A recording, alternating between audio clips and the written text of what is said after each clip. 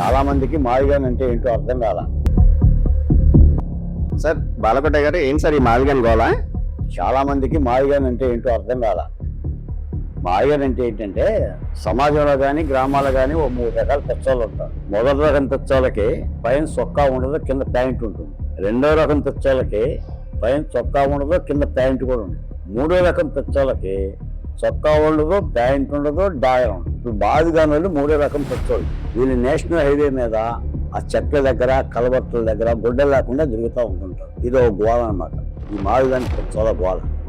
రెండో మాట కూడా ఏంటంటే త్రివిక్రమ శ్రీనివాస్ గారు ఏదో సభలో మాట్లాడుతూ సిరివెన్నెల సీతారామ శాస్త్రి గారి పాట వింటే 2 చేతులు జేబులో పెట్టుకుని అలా నడుచుకుని తిండిపోతారు అంటుంటాడు.